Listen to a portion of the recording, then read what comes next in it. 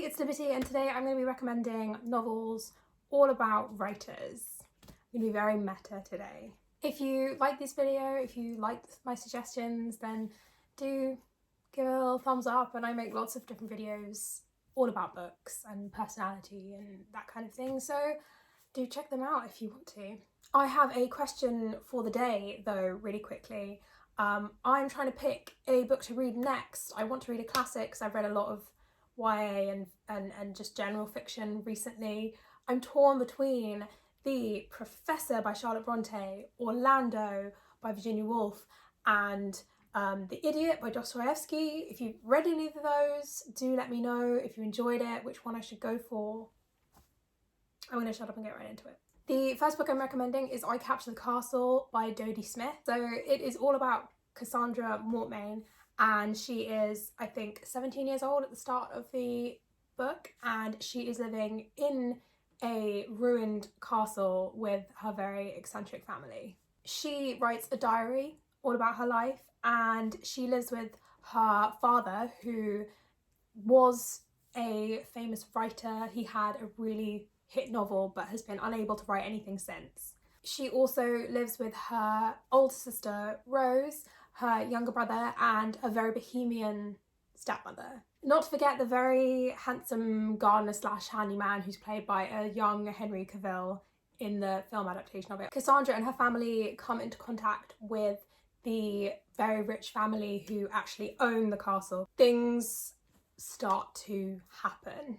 It's a really witty, heartfelt coming of age story. It's such an effortless read. Like, it's very much, there's romance in it, love interests, but that's very much not the heart of the story. The heart of the story is the characters themselves and how they change. At the start, Cassandra is very much a sort of naive, kind, observant teenager, and you get to watch her grow and fall in love and become the adult that she is going to be by the end.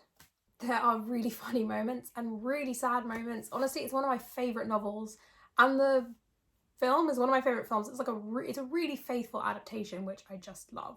My next recommendation is Gonzo Girl by Cheryl Della Pietra.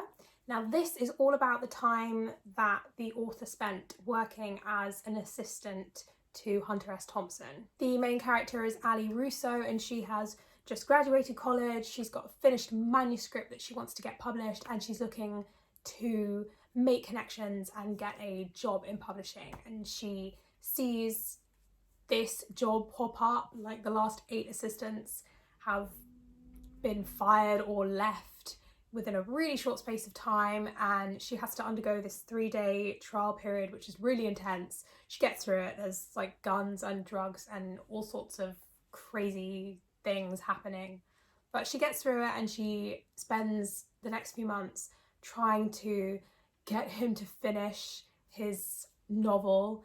I've never read anything by Hunter S. Thompson, but having read this, I feel like I have a really good insight into him as a person now.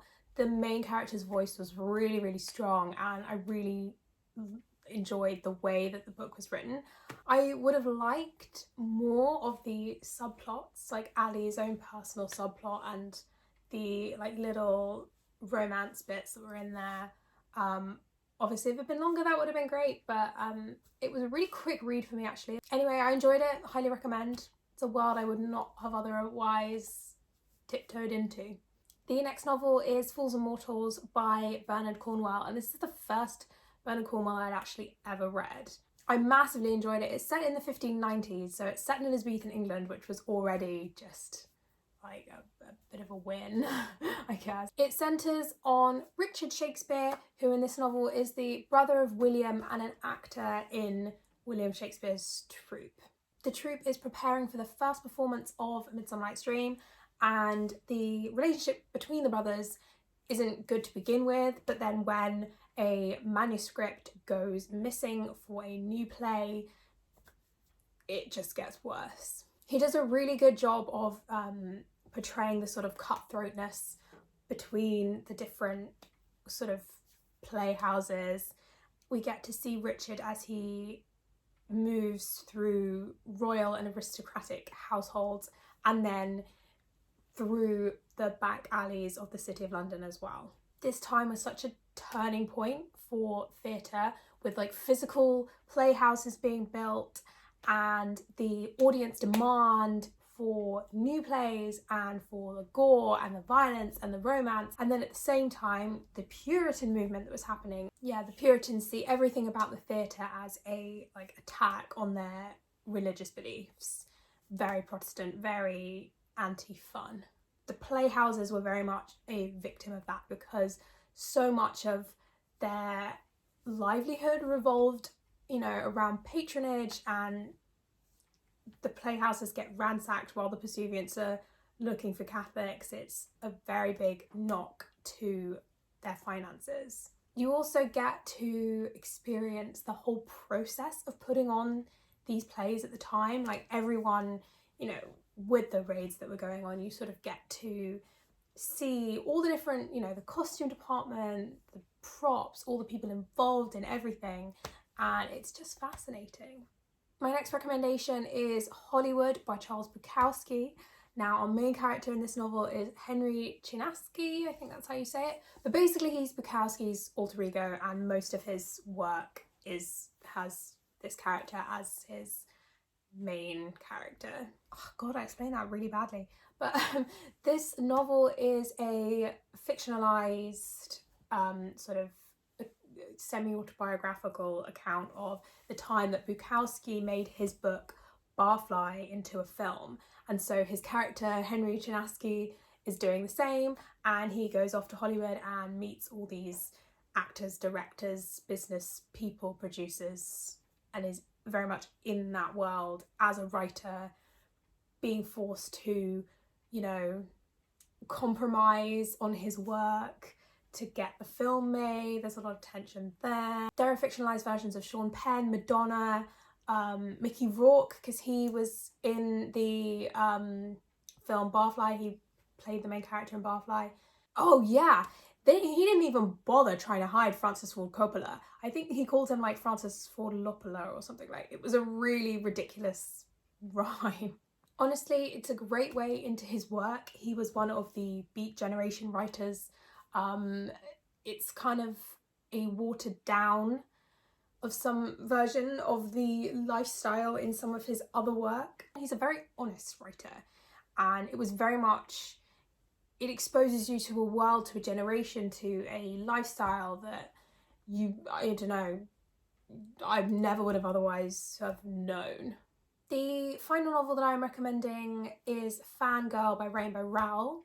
It is the only YA book on this list, actually. The main character is Kath, and she is kind of obsessed with this Simon Snow series of books, which is basically a fictionalized Harry Potter, and she is very much in the fandom. She writes fan fiction and etc, etc. Her and her twin sister Ren very much used the books when they were younger as an escape, because their mother left and their world was kind of turned upside down and they only had each other. Now they are heading off to college. Ren has decided, they're going to the same college, but she wants to properly, not be known as the twin, and they kind of are living separately. Kath is still very much in the Simon Snow fandom. She's still writing her fan fiction. She's still on the forums.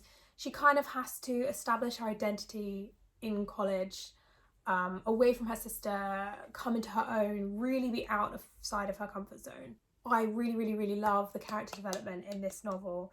She is really quite, socially awkward or anxious, and she's, an introvert.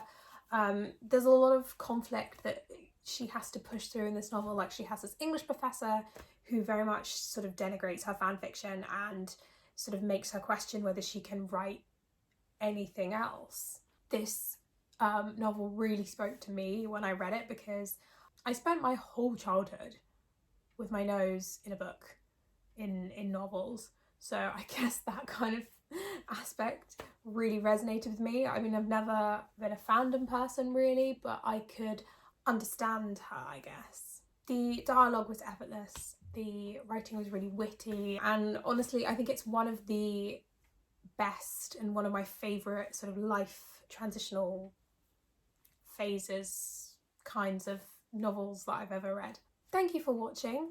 If you enjoyed these recommendations, like I said, do give it a little like, and if you want to subscribe, I make more videos. I make mostly about books, but also personality, music and book related stuff too, so do check them out. Happy reading!